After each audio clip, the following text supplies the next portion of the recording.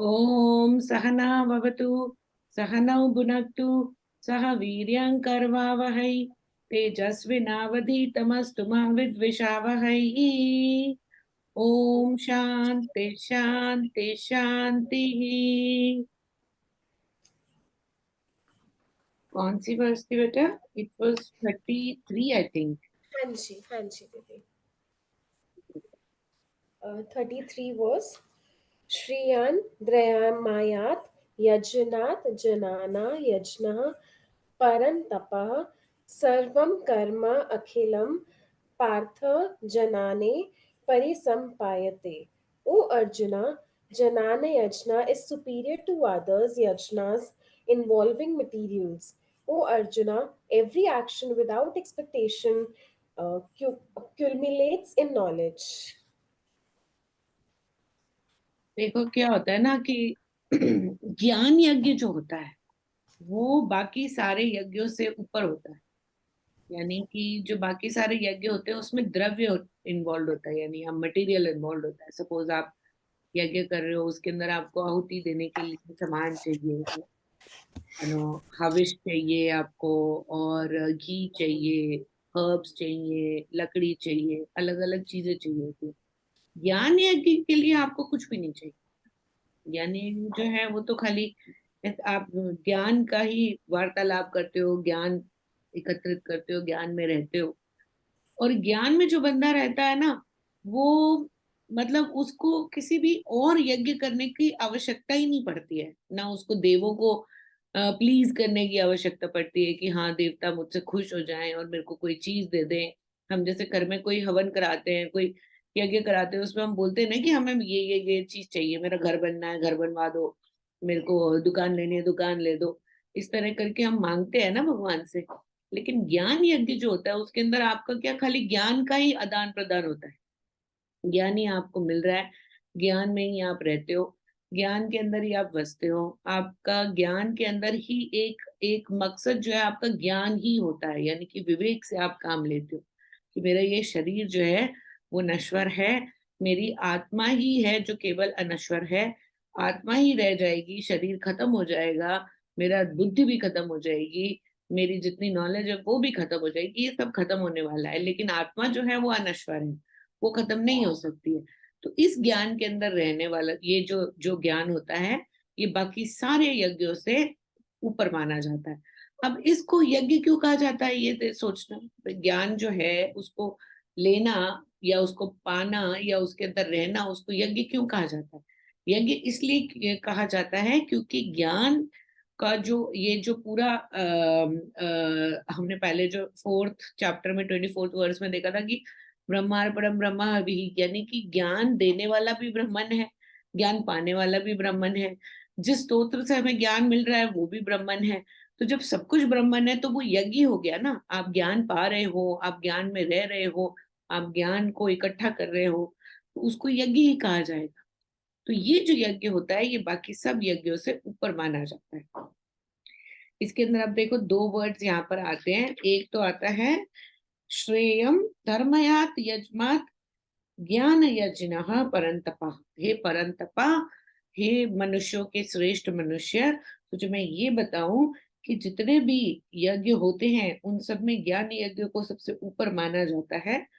और सर्व कर्म अखिलम पार्थ, सारे कर्मों से भी ये ऊपर माना जाता है। सपोज आप ये कहते हो कि मैंने ये कर्म कर दिया, इससे मेरे को इस चीज का पुण्य प्राप्त होगा। आपने किसी के लिए वो बना दिया, प्याऊ बनवा दिया, या किसी के लिए धर्मशाला बना दी, या किसी का कुछ अच्छा कर दिया, उन सबसे ऊपर क्या होता है? ज्ञान यज्ञ। भगवद गीता का ज्ञान लेना, उपनिषदों का ज्ञान लेना, उस ज्ञान में विचरना, उस ज्ञान में रहना, वो बाकी सारे कर्मों से भी ऊपर माना जाता है। तो जो जो ये कर्म हम करते हैं, छोटे छोटे कर्म करते हैं, चिड़ियों को दाना देना कर दिया हमने, या पानी पिला दिया, कौवे को हमने दाना दे दिया, कुत्ते को रोटी खिला दी, इन सब कर्मों से भी ऊपर ज्ञान माना जाता है। यानी कि ज्ञान के अंदर जो इंसान रहता है, बाकी सारे कर्म भी उसके लिए छोटे हो जाते हैं। आप कर्मों से जितना मर्जी पुण्य इकट्ठा करते रहो, वो पुण्य ही रहेगा ना। पुण्य और पाप, पाप पुण्य और पाप ही रहेंगे। लेकिन ज्ञान जो इकट्ठा किया जाता है वो पुण्य और पाप से भी ऊपर, और ऊपर हो जाता है। इसी की वजह से उसके लिए कर्म उसके सामने कुछ भी मायने नहीं रखते।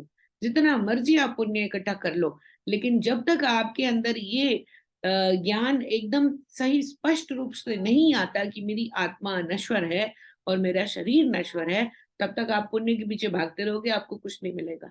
ज्यादा से ज्यादा आपको स्वर्ग मिलेगा, लेकिन मोक्ष पाने के लिए ज्ञान में रहना बहुत जरूरी है। तो कर्म करो, पुण्य करना, हम ये नहीं बोल रहे कि आप पुण्य करना छोड़ दो, नहीं, पुण्य करो, आप पुण्य करो, लेकिन पुण्य से जो इकट्ठा करते हैं, पुण्य से ही इकट्ठा हमारा रास्ता बनता है ज्ञान को पाने का। और उस ज्ञान को पा करके फिर जो मनुष्य रहता है, उसकी जो लाइफ होती है, वो बाकी सब लोगों से ऊपर श्रेष्ठ मानी जाती है। तभी हम बोलते हैं साधु संत जो है हमारे, वो जो ज्ञान में रहते हैं, उन्हीं को तो बोलते हैं ना कि देखो ये साधु है, ये संत है, ये हमारे गुरु जी हैं, इन्होंने देखो ये ज्ञान प्राप्त कर लिया, अब ये हमारा मार्गदर्शन कर रहे हैं। तो ये मार्गदर्शन कैसे करते हैं वो? क्योंकि वो ज्ञान में रहते हैं 24 घंटे। उनको द्रव्यों से कोई मतलब ही नहीं होता, उनको चीजों से कोई मतलब ही नहीं होता। वो कोई रिचुअल्स फॉलो नहीं करते, नहीं, केवल ज्ञान में रहते हैं, हर समय सच्चिदानंद के साथ में रहते हैं। ब्राह्मण का मतलब क्या होता है? सच्चिदानंद। सच्चिदानंद के साथ में जो रहता है उसको ज्ञान योगी बोला जाता है, और ज्ञान योगी सबसे ऊपर श्रेष्ठ माना जाता है। ठीक है। अच्छा, अब नेक्स्ट देखते हैं 34th। Yeah, 34th verse. Tat vidhi pranipatina pariparikshinā shreva upadishyanti te jananam jananina tattva darshina. May you gain that knowledge by prostration, by service, and by proper inquiry. The wise sages will impart that knowledge to you. कह रहे कि proper inquiry के साथ में, जब आपको suppose आपको ये बात समझनी है कि भाई मैं आत्मा ही हूं।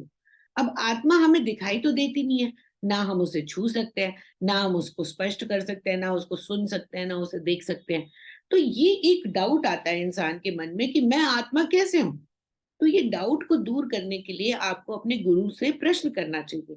इंक्वायरी, इसके अंदर प्रॉपर इंक्वायरी का मतलब होता है you should have a proper inquiry. जिज्ञासा होनी चाहिए आपके अंदर कि भाई मैं आत्मा कैसे हूँ, ये क्या, कैसे, जब दिखाई नहीं दे रही, समझ में हम उसको हाथ नहीं लगा सकते, सुन नहीं सकते, देख नहीं सकते, स्पष्ट नहीं कर सकते, तो फिर मैं आत्मा कैसे हूँ? मैं तो शरीर ही हूँ ना, शरीर तो क्योंकि दिखाई दे रहा है, इसलिए मैं तो शरीर हूँ। तो ये इंक्वायरी करनी चाहिए आपको गुरु से। इसमें गुरु आपको क्या बताएंगे कि देखो जो दिखाई नहीं देती है पर सच्चिदानंद स्वरूप जो है वो आत्मा ही है। वो जो ब्रह्मन है सच्चिदानंद, वो ही हमारी आत्मा में प्रिवेल करता है। आत्मा के बगैर ये शरीर कुछ भी नहीं है। अगर आप ये इसको 1% आपके अंदर ये डाउट आता है कि आत्मा कहाँ है, जब दिखाई नहीं दे रही तो मैं उसको क्यों समझूं कि आत्मा है? भाई मेरा होना ही इस बात का सबूत है कि ईश्वर है, और ईश्वर है तो मैं उसका एक अंश हूं। वो मेरी आत्मा बन करके मेरे अंदर जागृत है, इस हर समय पर वो विराजमान है मेरे अंदर। तो वो इसको समझाने के लिए हमारे जो गुरु हैं, जो हमारे संत महात्मा हैं, वो ये कहते हैं कि I am because he is.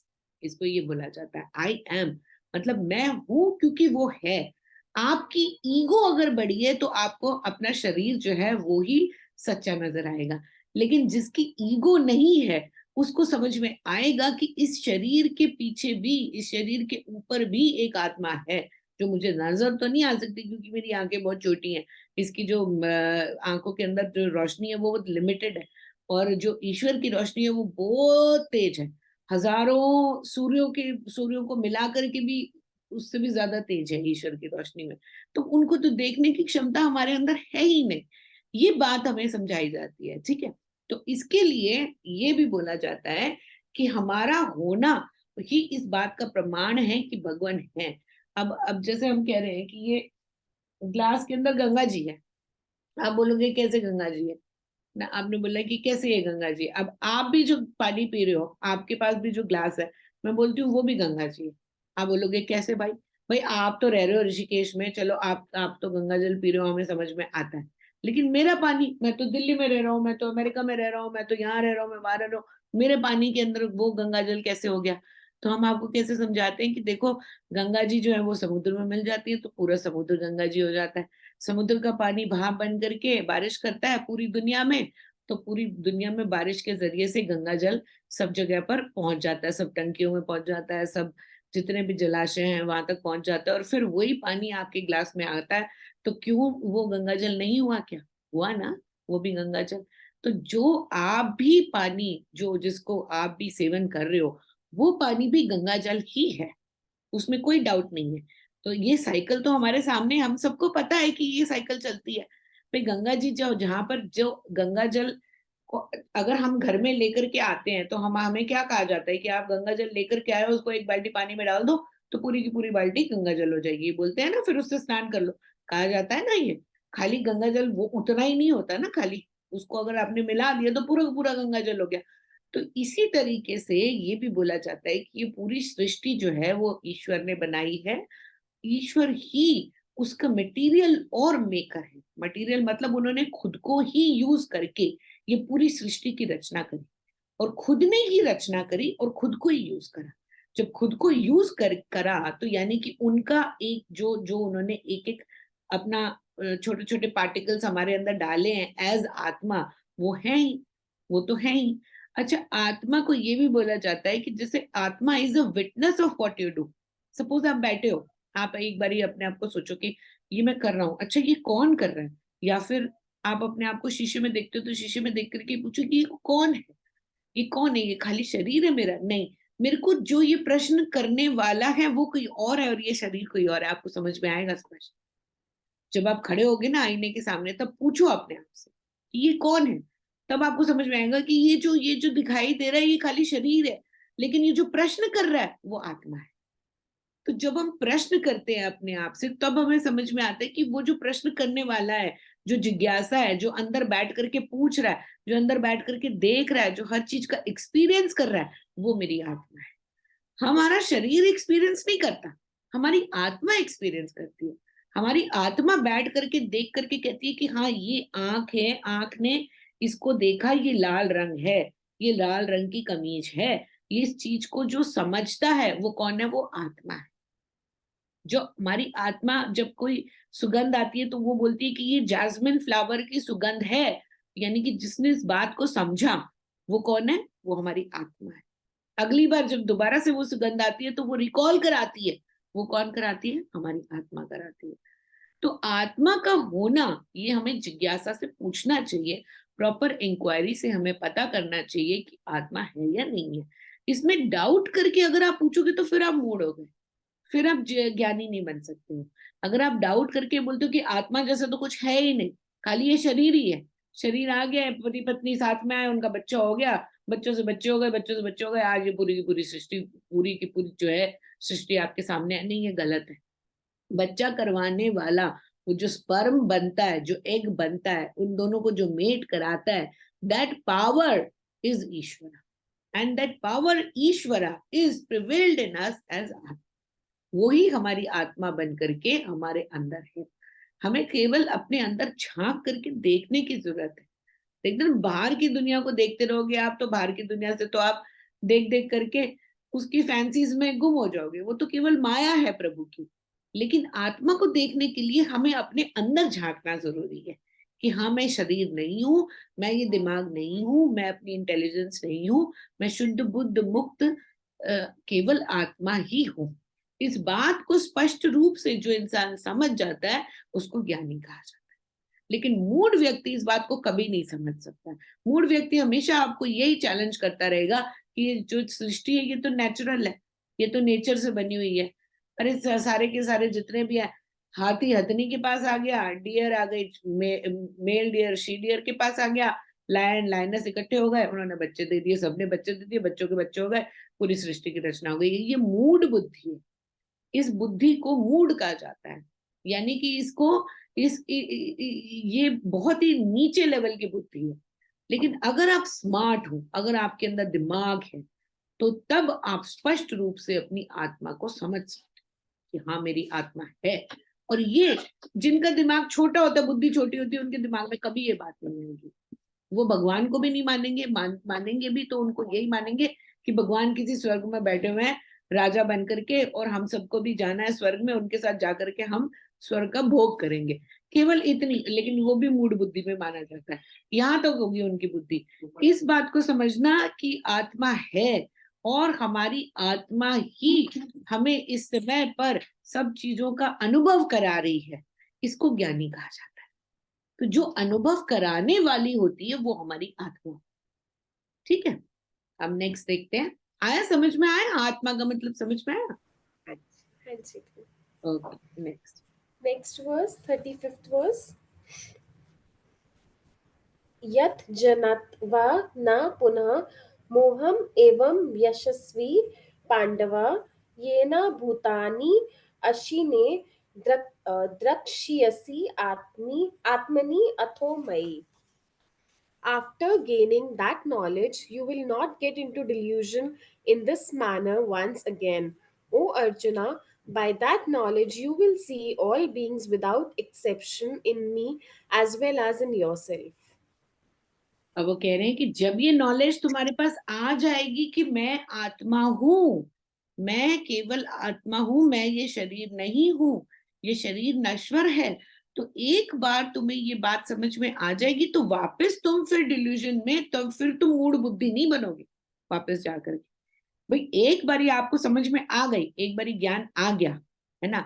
जैसे आपकी किचन में ही है, आपको किचन के अंदर पता है कि रोटी को बनाने के लिए हमें, एक लेडी को नॉलेज होती है ना कि किस समय पर रोटी को पलटाना पड़ता है कि वो उसके अंदर कितना सेक आएगा, वो फूलेगी, है ना। तो ये हमें नॉलेज होती है ना इस बात की। स्टार्टिंग में तो स्ट्रगल करनी पड़ती है, नहीं समझ में आता, बेलनी भी नहीं आती है। एक बार आपने बेलना सीखा, फिर उसने बाद आपने तवे पर डाला, तवे के बाद डालने के बाद कितने सेकंड के बाद उसको पलटना है, कितनी आंच पर है वो, ये एक एक अनुभव से आती है ना हमें ये बात समझ में कि हाँ इतनी आंच पर अगर रोटी है तो अब जलने वाली है, अब मैं इसको फटाफट उल्टा दूं। और उसके बाद में उसको पकड़ करके चिमटे से कितनी देर तक ऊपर नीचे गैस के ऊपर करना है ताकि वो फूल जाए। ये हमारे अंदर नॉलेज आती है कि नहीं आती? अनुभव से आती है ना। तो उसके बाद जब एक बारी नॉलेज आ गई तो पूरी जिंदगी हम फटाफट रोटियां बना रहे होते हैं, है ना। उसके बाद ऐसा तो नहीं होता कि हमें दोबारा एक बारी फिर से सीखना पड़ेगा कि रोटी कैसे बनानी है।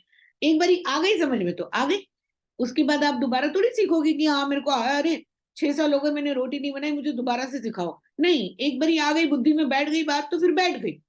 साइकिल चलाना हम सीखते हैं, एक बारी आपको साइकिल चलाना आ गया तो आ गया, जिंदगी भर आप उसको नहीं भूलोगे, है ना। तो बहुत सी जितनी भी ऐसी चीजें हैं जो कि हम एक बारी सीख जाते हैं, दोबारा हमें सीखने की जरूरत नहीं पड़ती है उनको। हाँ कुछ चीजें होती हैं जिनको दोबारा, सपोज आपकी मैथ्स की बुक आपने उठा ली, 9th की, 10th की, 11th की, एक बारी तो पढ़ करके हम आगे आ गए। अभी दोबारा जब बच्चों को पढ़ाने के लिए हम दोबारा से वो 9th की बुक खोलते तो कहते हैं नहीं अभी समझ में नहीं आया, ये दोबारा पढ़ना पड़ेगा, अभी ये तो क्वेश्चन मार्क लग रहा है, ये तो हमें याद नहीं है, भूल गए। हाँ कुछ चीजें होती हैं ऐसी जो कि हम भूल जाते हैं। लेकिन जो चीजें आपने मन से सीखी हुई हैं, जो दिल लगा करके सीखी हुई है, जो ज्ञान इकट्ठा किया है, वो आपके अंदर बैठ जाता है, वो आप दोबारा भूलते नहीं हो। ऐसे ही आत्मज्ञान जो है वो एक बारी आ जाता है, फिर दोबारा वो वापस नहीं जाता है ना। तो आपको एक बारी ये बात समझ में आ गई कि मैं आत्मा हूं, ये शरीर तो नश्वर है, इसने खत्म हो जाना है, मैं क्यों इस शरीर को पकड़ के बैठा हूं, मैं क्यों ये सोच रहा हूँ कि मेरे को बुढ़ापा आ गया, मेरे को जवानी चली गई, मेरे को मेरे दांत खराब हो रहे हैं, मेरे बाल झड़ रहे हैं, मेरे बाल सफेद हो रहे हैं, मेरे रिंकल्स बढ़ रहे हैं, अब मेरे को मेरी जिंदगी खत्म होने वाली है। नहीं, आप आत्मा हो, आप जो हो अनश्वर हो। शरीर खत्म होता जा रहा है, कोई दिक्कत नहीं, शरीर को खत्म होने दो, उसने तो होना ही है खत्म। जो आई है चीज पैदा होकर के उसने तो खत्म होना ही है। लेकिन मैं शरीर नहीं हूं, मैंने ऐसे ही रहना है, मैं तो शुद्ध बुद्ध मुक्त आत्मा हूं।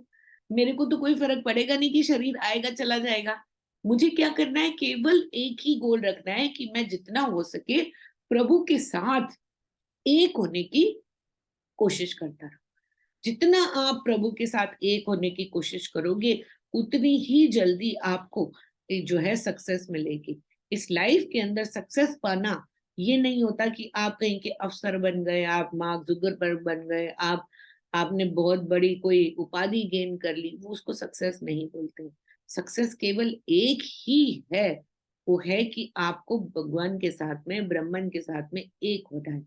मार्क जुगरबर्ग जैसी तो आपको कई लाइफ मिल जाएंगी, आएंगी चली जाएंगी। इस लाइफ में आप मार्क जुकरबर्ग बन जाओगे, अगली लाइफ में कुछ और बनोगे, फिर उसके अगली लाइफ में आप एलन मस्क जैसे बन जाओगे। लेकिन आपको जो एकता प्रदान करनी है, जो जो हमें वननेस लेनी है भगवान के साथ में, ईश्वर के साथ में, वो ही केवल एक ही चीज है जो आपकी सक्सेस मानी जाती है लाइफ की। बाकी जितनी मर्जी आप उपलब्धियां गेन कर लो कि मैंने ये कर लिया, मैंने वो कर लिया, मैंने इसको भी, मैंने ऑफिस जाकर के इतना नाम कर लिया, वो कर लिया, वो किसी भी काम की नहीं। ये सांसारिक जितनी भी प्रोग्रेशंस होती हैं वो प्रोग्रेशंस दिखती हैं। Why? Because everybody is doing that and you are in the same same boat as everybody else. क्योंकि सब लोग वही कर रहे हैं तो आप भी वही कर रहे हो, है ना। लेकिन ध्यान से देखो, ध्यान से अगर आप देखोगे तो ये जीने और मरने का जो चक्कर है ये तो चलता जा रहा है। बट इस चक्कर में से बाहर निकलने को ही हम सक्सेस बोलते हैं, कि आपको दोबारा जन्म ना लेना पड़े। क्यों? क्योंकि अगला जन्म जो भी होगा वो आपको पीड़ा देगा। ये जन्म भी तो पीड़ा ही दे रहा है ना, कौन सा ये खुशी दे रहा है? आपकी सारी इच्छाएं पूरी हो जाएंगी तब भी आपको खुशी नहीं मिलेगी। आप पूछ लो किसी भी इंसान से जिसकी सारी इच्छाएं पूरी हो गई हो कि उसको खुशी है, उसको खुशी नहीं है। क्यों? क्योंकि जब तक ये शरीर हमारे साथ में है, आपकी उपलब्धियों से आपको कभी परमानेंट खुशी नहीं मिल सकती है। खुशी केवल एक ही चीज से मिल सकती है, वो है आपकी वननेस विद ईश्वर। भगवान के साथ जब आप एक हो जाते हो, आप भगवान को हर जगह पर देखना शुरू कर देते हो कि मेरे आसपास चारों तरफ भगवान ही है, मेरे प्रभु ही हैं जो मेरी देखभाल कर रहे हैं। मेरा उठना बैठना से लेकर के जो भी मैं कर्म कर रहा हूँ, जो भी मेरे हाथों से कर्म हो रहे हैं, वो सब मेरे प्रभु ही करा रहे हैं। जब आपको ये बात समझ में आ जाती है तो वही आपकी सक्सेस है लाइफ की। उसके अलावा आपकी लाइफ की सक्सेस और कुछ भी नहीं। ये मानना या फिर करना कि हाँ ये सब चीजें मिलने से पैसा आ जाएगा, पैसे से मुझे ये मिल जाएगा, उससे मैं यहाँ चला जाऊंगा, वहां घूम लूंगा, ये खरीद लूंगा, वो खरीद लूंगा, सब का सब यहाँ रह जाएगा। आपके घूमने के एक्सपीरियंस भी यहीं रह जाएंगे, आपके पैसे भी यहीं रह जाएंगे, आपका सोना भी यहीं रह जाएगा, आपके कपड़े भी यहीं रह जाएंगे, सब यहीं रह जाएगा धरा का धरा। केवल एक ही चीज जो है आपको सक्सेस दिला सकती है। फिर अगला जन्म आपको मिलेगा, अगर आपने इस जन्म में ज्ञान प्राप्त नहीं करा, फिर अगला जन्म मिलेगा, फिर वही स्ट्रगल शुरू हो जाएंगी।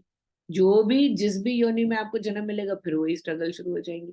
तो इन सबसे बाहर आना बहुत जरूरी है, और इन सबसे बाहर आना ही मोक्ष कहलाता है। और जिसको मोक्ष मिल जाता है, that person is the most successful person on this.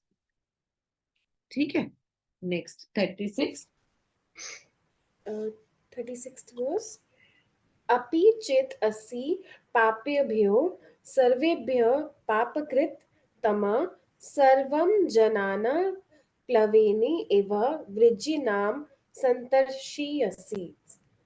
Even if you are the worst sinner of all the sinners, you will cross over the entire ocean of sin by the boat of knowledge itself.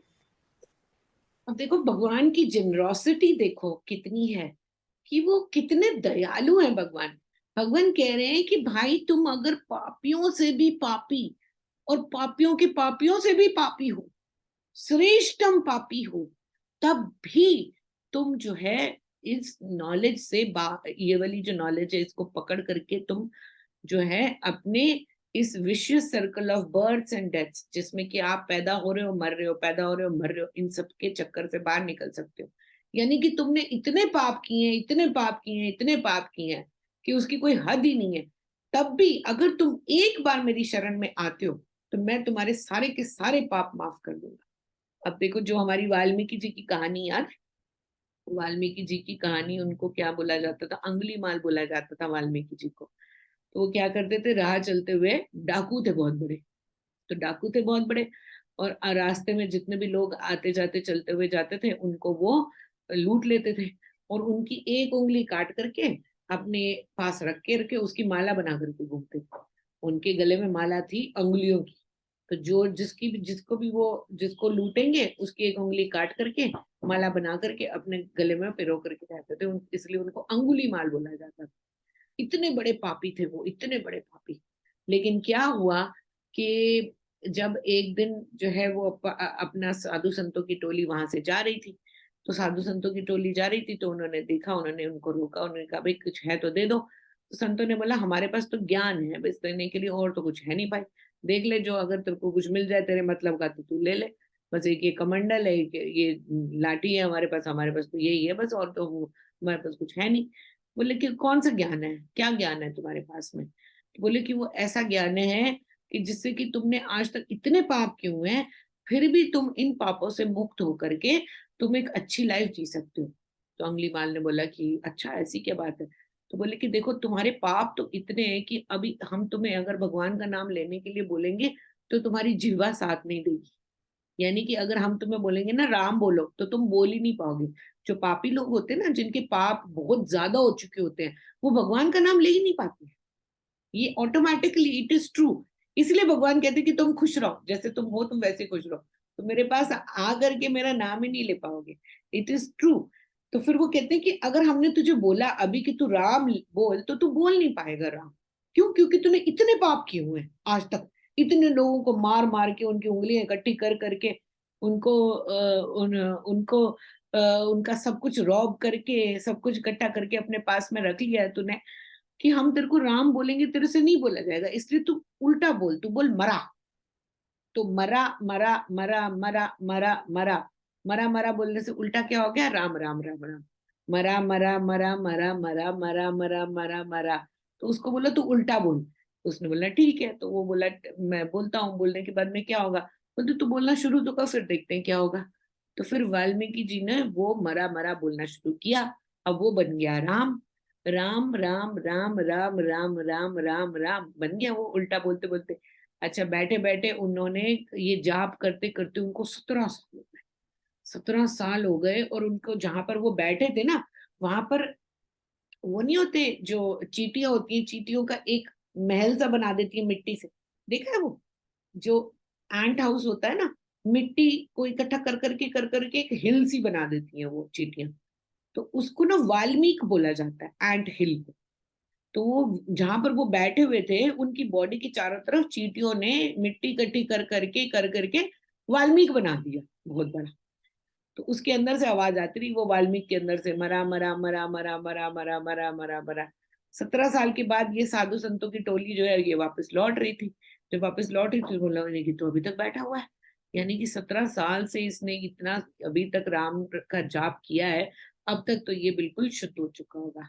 इसलिए अब समय आ गया है कि इसको हम दिव्य ज्ञान दें, जिससे कि ये रामायण लिखे। फिर उन्होंने साधु संतों ने इसको वाल्मीकि को इस यहाँ इसमें से निकाला, एंट हिल में से निकाल करके उसको दिव्य ज्ञान दिया कि अब तू रामायण लिखेगा।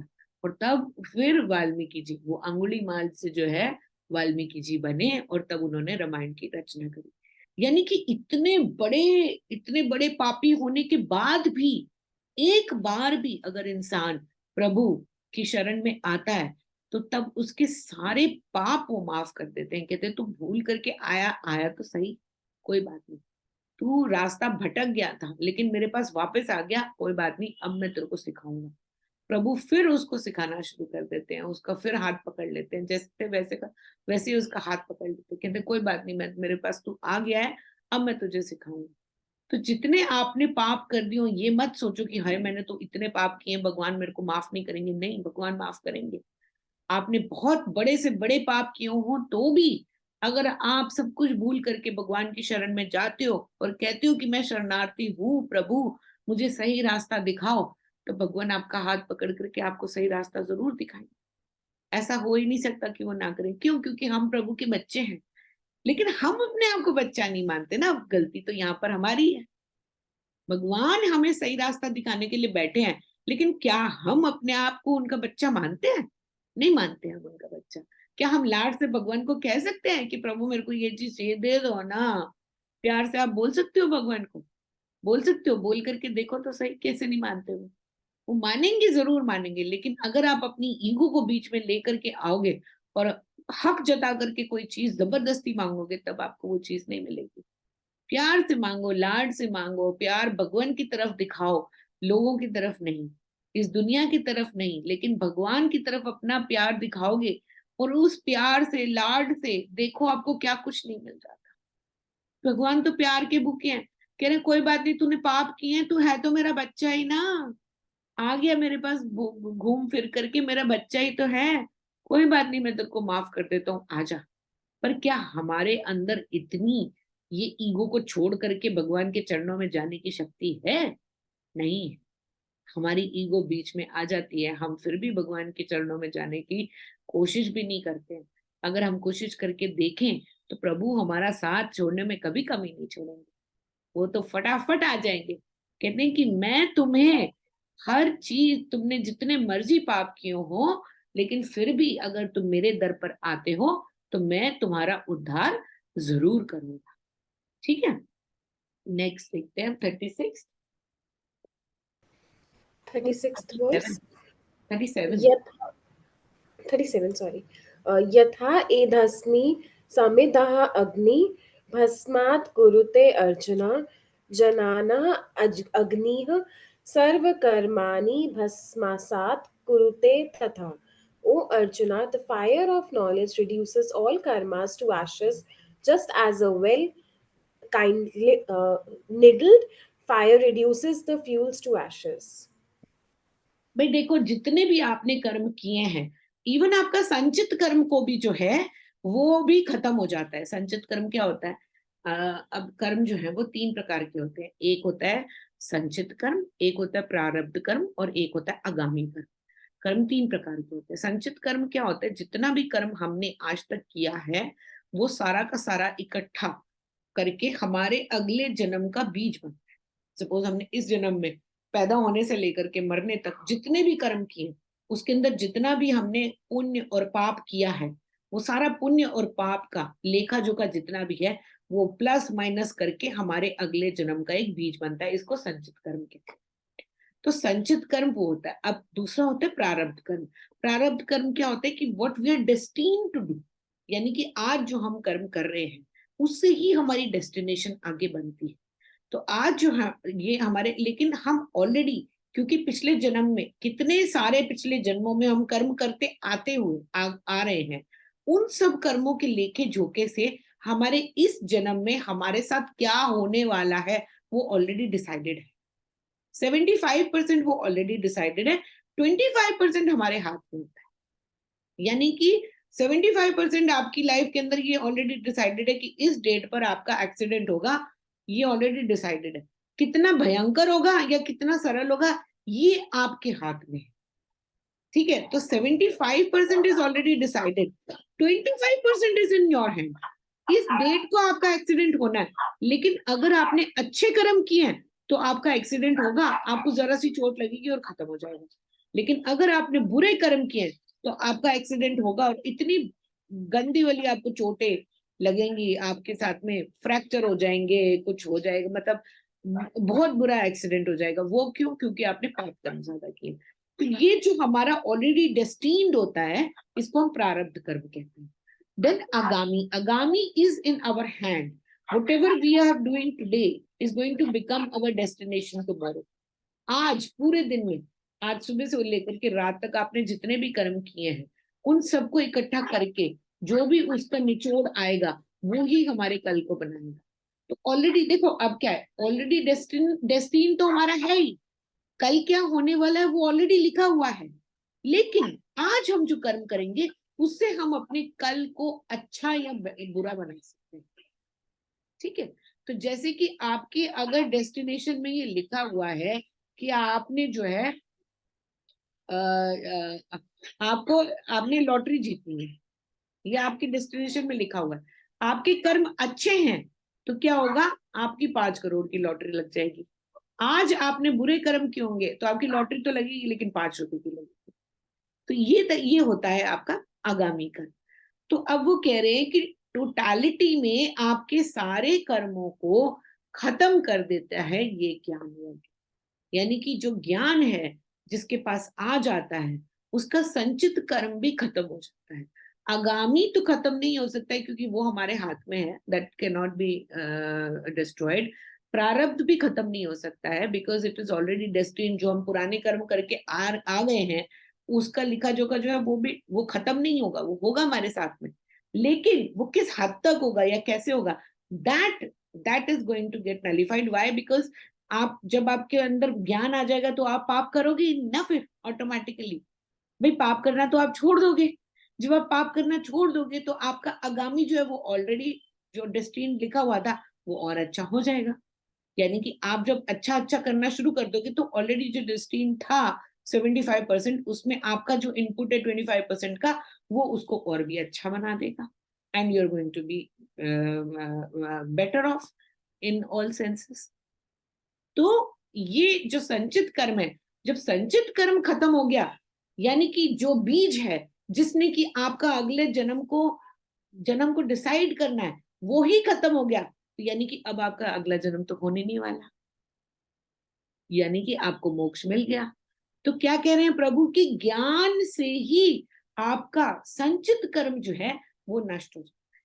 यानी कि वो बीज जिसने डिसाइड करना है कि आपकी अगली लाइफ कैसी होनी चाहिए, किस किस योनि में आपको पैदा होना चाहिए, वो ही खत्म हो जाएगी। जब वो ही खत्म हो जाएगी तो आपके अगला जन्म तो होगा ही नहीं। That means what is left then? मोक्ष।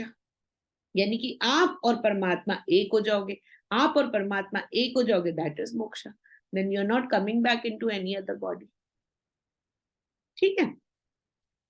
सो नेक्स्ट 38 38th verse. न हि जनानिना सदृशं पवित्रम् इह विद्यते तत्स्वं योगसंसिदः कालेन आत्मानि विदधति. Indeed, there is no other purifier in this world like knowledge. Prepared through yoga, one attains that knowledge in the mind easily in time. देखो, इस ज्ञान से ज्यादा कोई भी नॉलेज आपको, और इससे ज्यादा और पवित्र और कुछ है ही नहीं इस दुनिया में।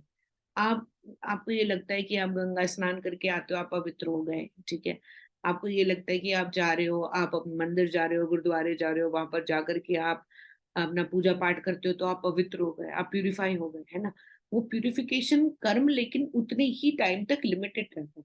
सपोज आप यहाँ से उठे, आप गंगा जी तक गए, आपने गंगा जी में स्नान किया, और उसके बाद में आपने स्नान करने के बाद जो आपका पुण्य मिलेगा वो उतना लिमिटेड टाइम तक ही मिलेगा।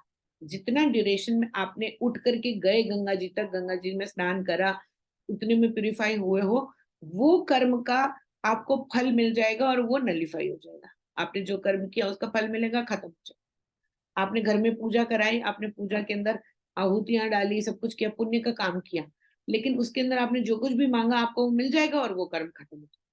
लेकिन ज्ञान यज्ञ जो है वो इतना बड़ा प्यूरिफायर है कि इसके आगे कोई और प्यूरिफायर है ही नहीं। आप जितना मर्जी गंगा स्नान कर लो, आप जितना मर्जी पुण्य पाठ कर लो, आप जितना मर्जी मंदिरों के चक्कर काट लो, जितने मर्जी आप पिलग्रिमेज में चले जाओ, बद्रीनाथ चले जाओ, केदारनाथ चले जाओ, जहां मर्जी चले जाओ, लेकिन ज्ञान से ज्यादा ज्यादा प्यूरिफिकेशन करने वाला और कोई भी नहीं है। इस क्यों क्यों क्योंकि ये ज्ञान ही आपको आपके परमात्मा के साथ मिला है, और परमात्मा से ज्यादा प्यूरिफाई और कोई है? कोई भी नहीं है। परमात्मा is the most sentient one. सबसे ज्यादा पवित्र कौन है? परमात्मा है। तो परमात्मा के साथ जो आपको मिलाता है वो ये ज्ञान है। और ज्ञान जिस इंसान को मिल गया कि मैं आत्मा हूं और ये शरीर नश्वर है, ये ज्ञान जिसको मिल गया उसने सारे गंगा स्नान कर लिए, उसके सारे पाप धुल जाएंगे, उसने सारी परिक्रमाएं कर ली, उसने सारे तीर्थ कर लिए। ये ज्ञान जिसके पास में पहुंच गया, तो वो कह रहे हैं, प्रभु यहाँ पर कह रहे हैं, न ही ज्ञानेसा सदृशम पवित्रम इह विद्यते। ज्ञान से ज्यादा पवित्र तो कुछ और है ही नहीं इस दुनिया में। स्वयं योगा संसिद्ध कालीना आत्मनि विंदती। आत्मा का जो ज्ञान है वो ही सर्वश्रेष्ठ माना गया। इससे ज्यादा सर्वश्रेष्ठ और कुछ भी नहीं है। हम पूरी लाइफ में कर्म करते हैं। देखो, इंसान जो कर्म करता है ना, मंदिर जाना या गुरुद्वारे जाना या गंगा स्नान करना, वो क्यों करता है? क्योंकि उसके मन में पाप होता है। जब वो पाप होता है कि हाय मैं गंगा स्नान कर लूं, मेरे पाप धुल जाएंगे, ये जिसके अंदर होता है वो ही जाकर के गंगा स्नान करता है। लेकिन अगर आपके पाप ऑलरेडी धुल गए हैं by gaining this knowledge that I am atma, and I am not this body, तब आप वो सारे गंगा स्नानों से ज्यादा ऊपर उठ जाते हो. You have become more sentient than any other Ganga snan और एनी अदर पूजा पाठ दैट यू कैन डू. इंसान को जब डर होता है, एक भय होता है, उसकी वजह से वो जाता है, गुरुद्वारे जाता है, मंदिर जाता है, प्रार्थना करता है, पूजा करता है. दूसरा होता है उसको नीड होती है. एक होता है भय कि भगवान मेरा बुरा कर देंगे. दूसरा होता है उसको नीड होती है कि मेरे को ये चीज चाहिए, चाहे कुछ भी हो जाए मुझे ये चाहिए. तो नीड की वजह से आप जाते हो, आप मंदिर जाते हो, आप गुरुद्वारे जाते हो, भगवान की पूजा पाठ करते हो. पर जहां पर आपको आत्मज्ञान आ गया कि मैं तो आत्मा हूं और वो भगवान और मैं एक ही है, तब आपको मंदिर जाकर के कुछ मांगने की जरूरत ही नहीं पड़ती. क्यों? देन यू ऑलरेडी नो कि मेरे साथ तो भगवान बुरा कर ही नहीं सकते, और मेरे साथ जो भी होगा वो अच्छे के लिए ही होगा. when you understand that, then you do not need to go to any temple. जब आपको ये समझ में आ जाता है कि मैं और प्रभु एक ही हैं, हमारा ये जो बंधन है वो एक ही है, प्रभु कभी भी मेरा बुरा नहीं कर सकते. जब ये बात आपकी समझ में आ जाती है, तब आप इस बात को दृढ़ता से मान जाते हो कि yes, nobody can do any bad with me, because Bhagwan is Bhagwan and I are one. We are one, that is why nothing can go bad with me. ये बात आपकी जब समझ में आ जाती है तो फिर कुछ मांगने की जरूरत ही नहीं पड़ती.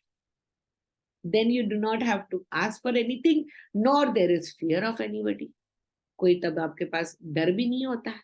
क्यों? क्योंकि आपको पता है कि भगवान मेरे मुझे देख रहे हैं, भगवान मेरे चारों तरफ है, वो ही मेरा पालनहार है, वो ही मेरे करता धरता है. तो वो मेरे साथ ना तो बुरा कर सकते और बुरा भी नहीं कर सकते. वो मुझे जो चाहिए, अगर वो मेरे अच्छे के लिए है तो वो मुझे दे देंगे, मेरे अच्छे के लिए नहीं है तो मेरे को नहीं देंगे. जब ये बात आपको समझ में आ जाती है तब आप मांगना छोड़ देते हो. जब आप मांगना छोड़ देते हो और जब वो भय निकल जाता है, यानी कि आप और भगवान एक हो गए.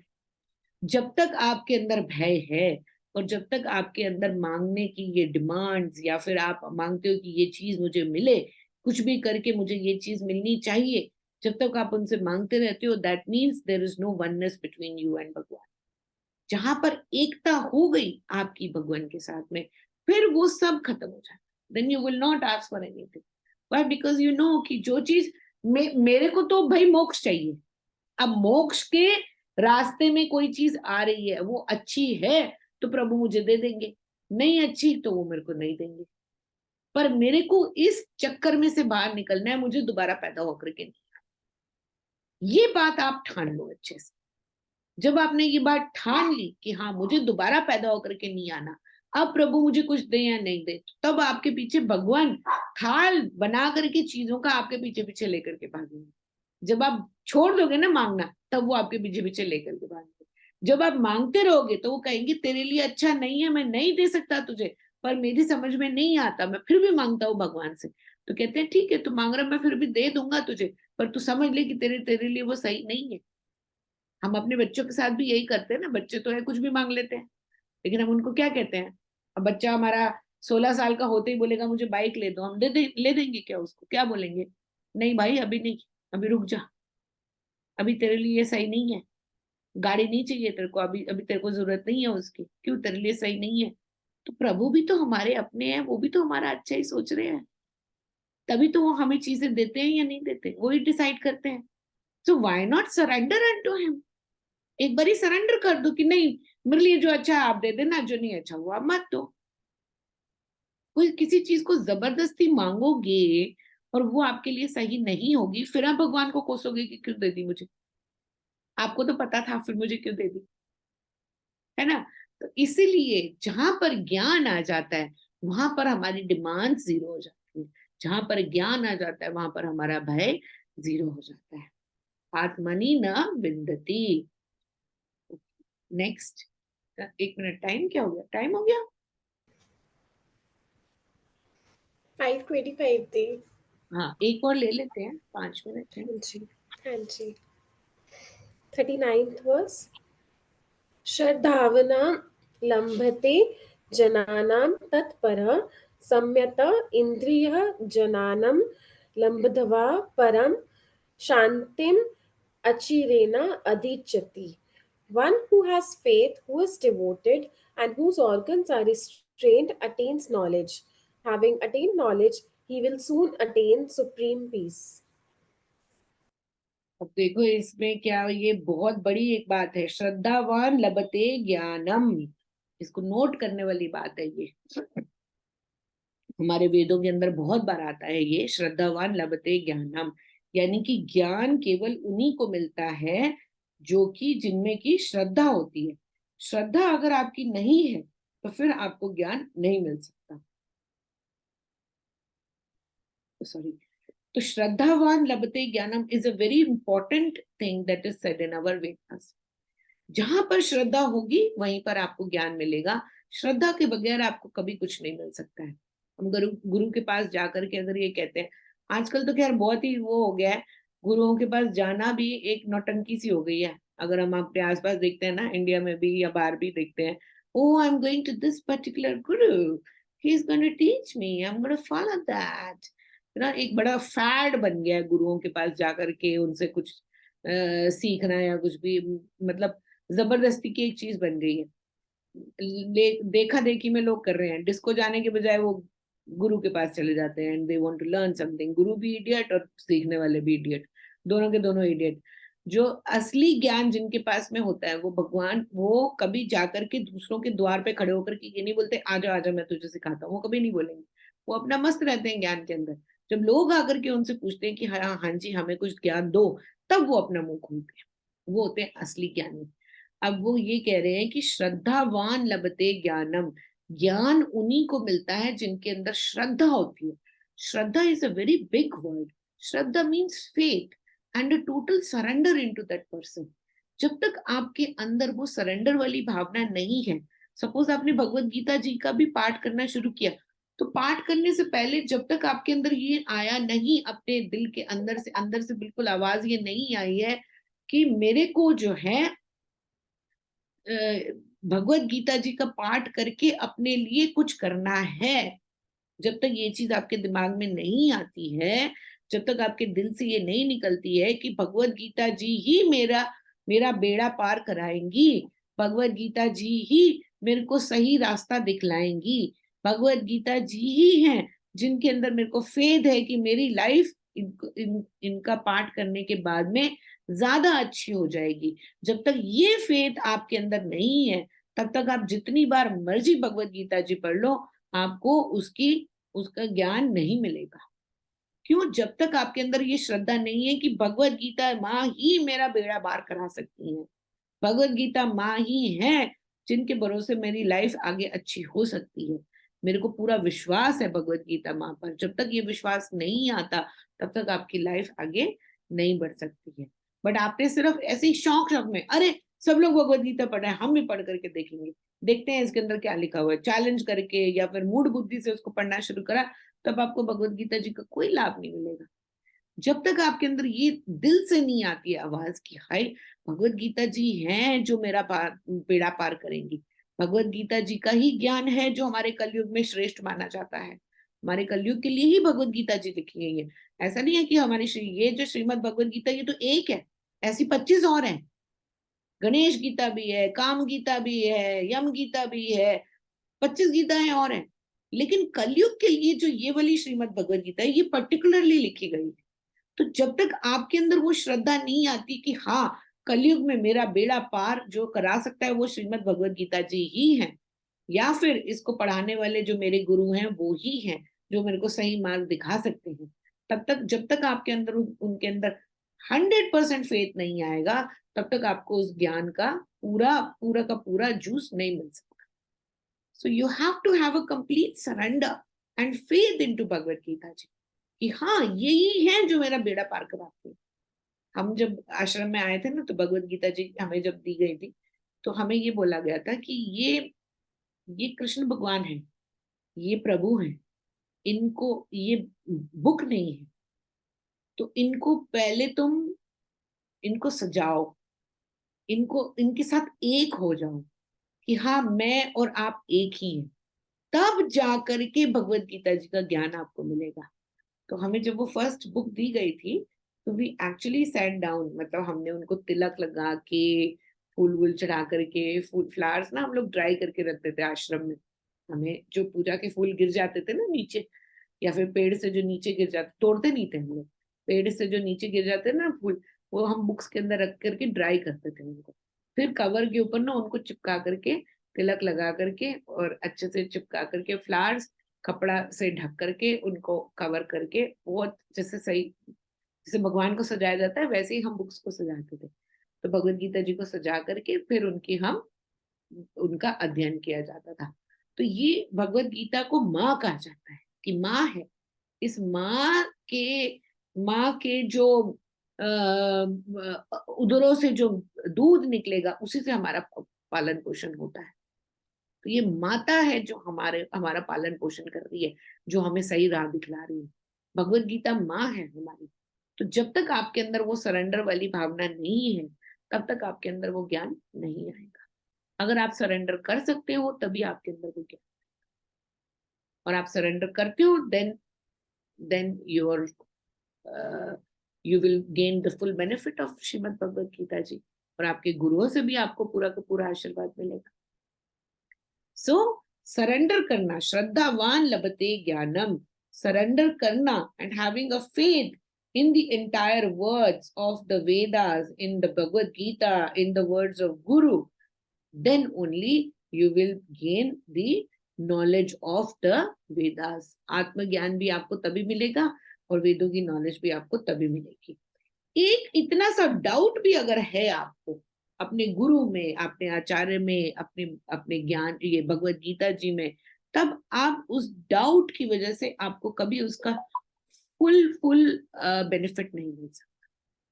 So don't have any iota of a doubt कि भगवत गीता जी से मेरे को बेनिफिट नहीं मिलेगा। No, you should have full faith, and with full faith you will get whatever you ask for from Bhagavad Gita ji. She will definitely bless you. ये तो हमें ऐसे पालन पोषण करती है जैसे गाय का हमने दूध निकाला, दूध निकाल करके हम उसका सेवन करते हैं, बिल्कुल वैसे ही भगवत गीता जी भी हमें ज्ञान देती हैं, और उसी ज्ञान का हमारे अंदर जाता है और उसी से हमारा बेड़ा पार होता है। तो हमारे अंदर जो है, इसके लिए भगवत गीता जी के लिए, वेद के लिए, गुरुओं के लिए, अपने आचार्य के लिए पूरा फेथ होना चाहिए। There has to be real shraddha in my guru and Bhagavad Gita and the Vedas. ठीक है। अब इसमें ये क्या कहा जाता है कि थोड़ी बहुत अगर श्रद्धा है और थोड़ा बहुत संचय है, हाँ मुझे मिलेगा, भगवत गीता जी का पाठ करने से शायद मिलेगा, शायद नहीं मिलेगा, पता नहीं, जहां पर ये डाउट आ जाता है तब आप ना इधर के रह जाते हो ना आप उधर के रह जाते। इसलिए डाउट कभी नहीं करना चाहिए, डाउट को निकाल करके फेंक। Yes, this will definitely help me, यही है जो मेरा बेड़ा पार कराएगा, यही है जिसके भरोसे मैं आगे अपनी लाइफ में I can stand as a winner, I will be successful। ठीक है, चलो अब नेक्स्ट 40th फिर नेक्स्ट क्लास मिलेंगे। ओम पूर्णमदः पूर्णमिदं पूर्णात् पूर्णमुदच्यते पूर्णस्य पूर्णमदाय पूर्णमेवावशिष्यते। ओम शांति शांति शांति।